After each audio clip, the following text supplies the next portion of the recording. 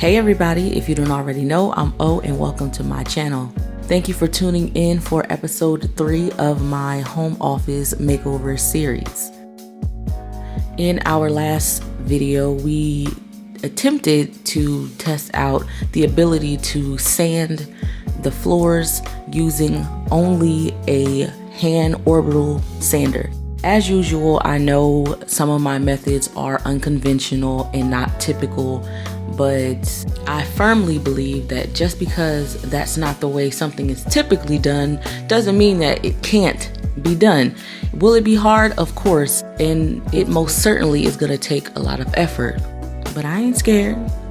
The next thing I needed to do was properly equip myself and educate myself, and that I did. So I headed to Home Depot after doing some research and finding out that I could hook my hand sander up to a shop vac. That was the game changer.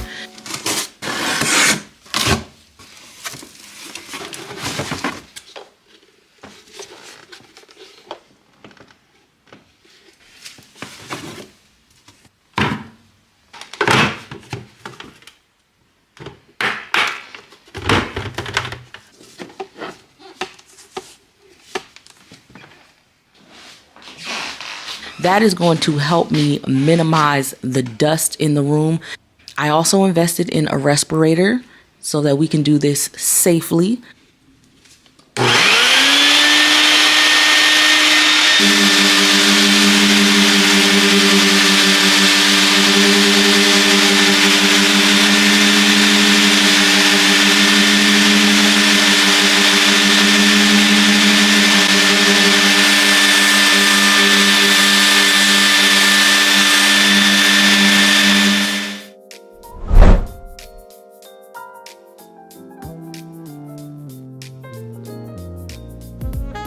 I headed into Home Depot fully intending to pick up this one shop vac, but then I noticed this bucket head, and it's simply a vacuum attachment that you put on top of a 5-gallon bucket. The shop vac attachment, the bucket head as they call it, was about $30.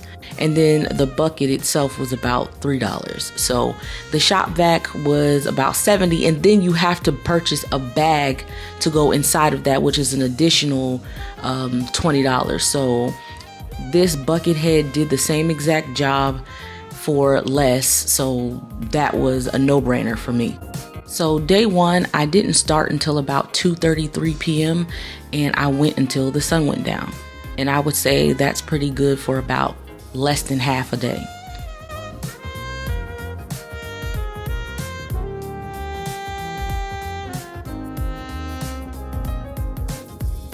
And on day 2, I started at about maybe 10:30 a.m. Took a few breaks in between, but I did finish around maybe 5:30 p.m. That's not too shabby for a day and a half. Not to mention, I still have other duties. I had to cook. I'm still a mom. Those things don't go away just because I'm working on these projects. I want to thank you all for clicking on this video. If you are new here, welcome. I'm O. This is a lifestyle channel, but I do focus heavily on a lot of home decor and home improvement because that's just my jam, and I just love watching our house become a home one project at a time, just to make it look and feel how we want it to look.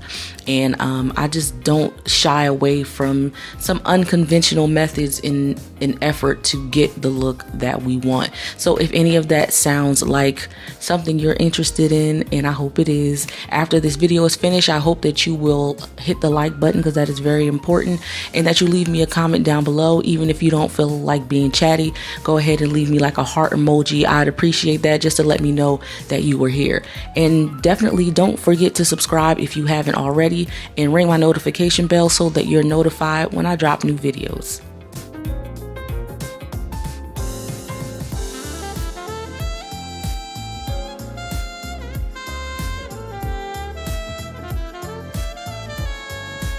I'd be lying if I told you guys that that was easy. It was not. It was hard work, but well worth it.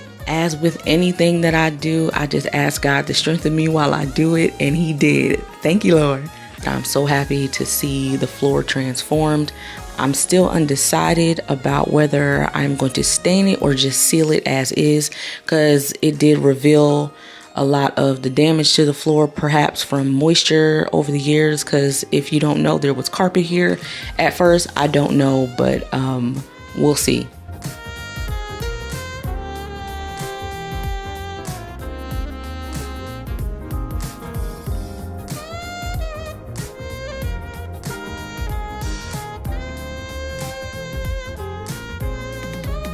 All right, you guys, let's talk paint. In the last video, I showed you guys that while I was picking up some other items, I did grab some more paint samples.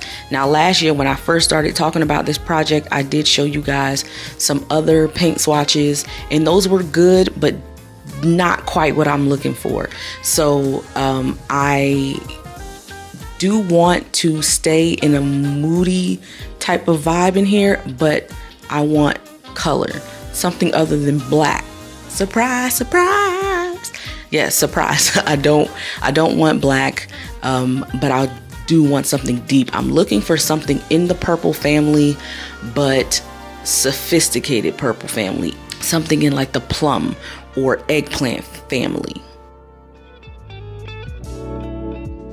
So I'm gonna go ahead and put the swatches here on the wall so that you guys can see. So the first swatch is called Virtuoso, and I got them all in a flat finish. And number 2 is called Elegant Eggplant.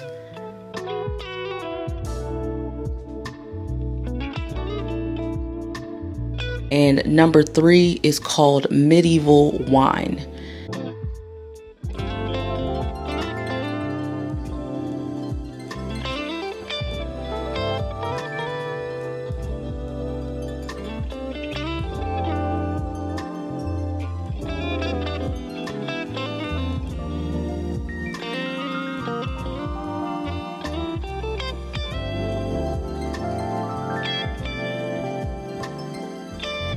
After getting all 3 of them on, I already know that I'm leaning toward number 1 or number 3.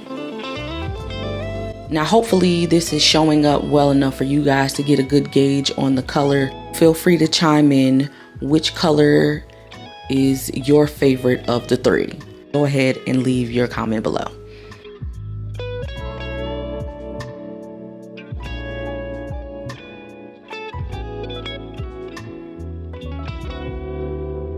So now that the floors are all sanded and no longer looking the way they were, aside from staining and or sealing the floors, the next step would be to add some trim, because if you notice, once we pulled up the carpet, it exposed that there's a gap between the floor and the wall. So that has to be sealed.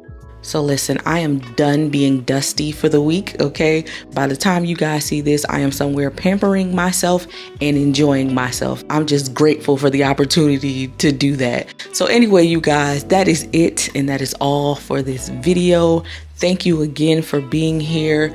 I appreciate you so very much. Please don't forget to like, comment, and subscribe. And until next time, thanks for watching.